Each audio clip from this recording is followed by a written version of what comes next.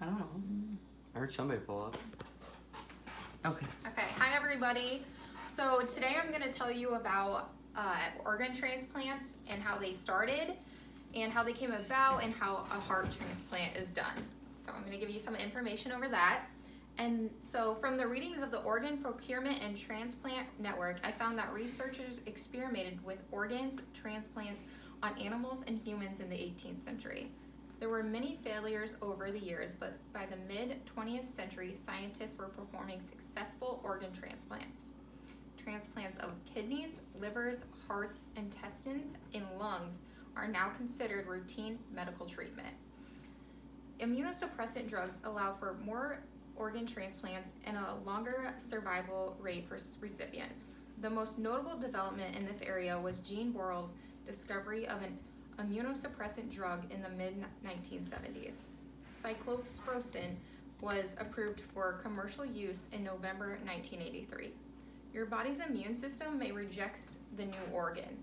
Rejection is your body's normal reaction to a foreign object or tissue in your body. When you get a new organ, your immune system reacts as if it's a foreign threat and attacks the new organ.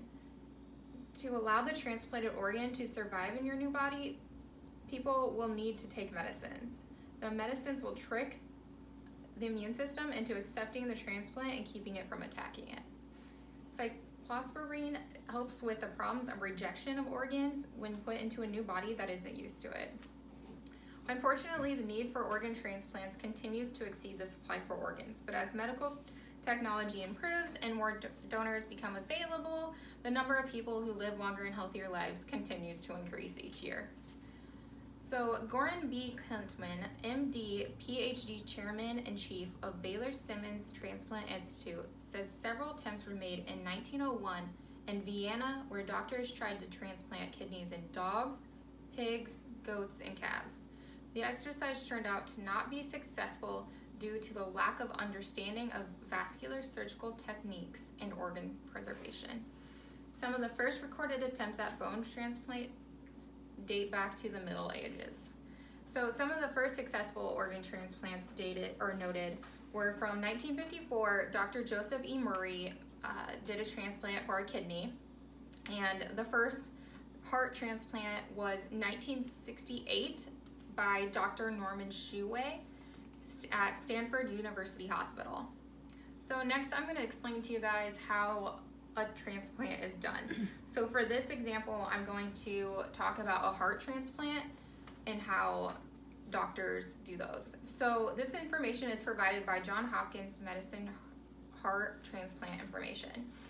Okay, so the first step with heart surgery is the surgeon will make an incision down the center of your chest from just below the Adam's apple, just above the navel. The surgeon will cut the sternum in half. They will separate the two halves of the sternum and spread them apart to reach your heart.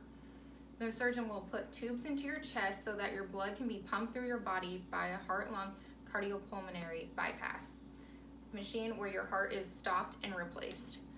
Once the blood has been completely diverted into the bypass machine and is being pumped by the machine, your doctor will remove the diseased heart.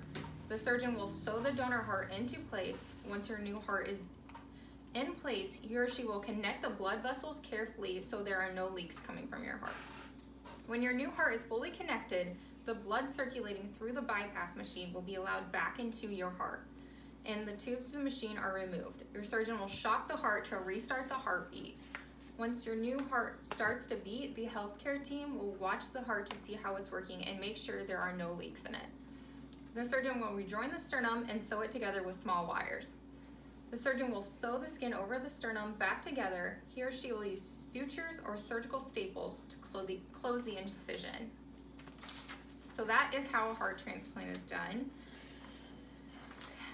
And so next I'm going to talk about how organ transplants get to the recipients for them and how people become organ donors in the list that they have for it. So the MTF Biologics.org website titled The History of Organ and tissue transplant explained how all 50 states have implemented the Uniform Animal Gift Act that addresses the conditions governing donations. The National Transplant Act, passed by Congress in 1984, mandated many of the regulations safeguarding the donation process, outlawing the sale and the purchase of human organs and tissues, and set up a national waiting list for patients needing an organ transplant. In 1986, the federal government amended the Social Security Act to require all hospitals receiving Medicare funds to notify the families of potential donors about their option to donate.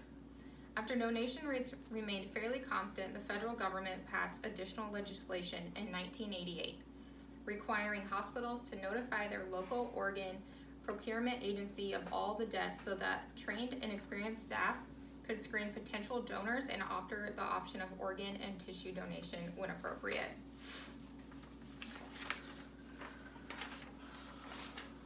And then for how people know when an organ comes up and they're able to get one, they have a list. So for each organ that becomes available, the computer program generates a list of potential recipients ranked according to objective criteria.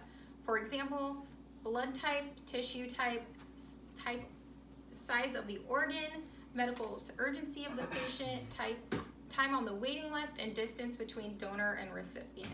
Each organ has its own specific criteria that it follows. And then just some interesting facts, informative ones for the end. One organ donor can save 8 lives. More than 7,000 candidates died in 2016 while waiting on the list or within 30 days of leaving the list for personal or medical reasons without receiving an organ transplant. And then according to the DMV organ donor site, 20 people die every day due to the shortage of organ donors. Organ donation statistics show that there are more than 112,916 Americans awaiting their organ transplants. While millions of people die each year without signing up as an organ and tissue donor.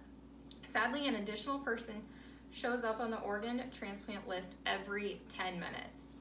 So that is the information provided to you guys about the organ transplants. Thank you.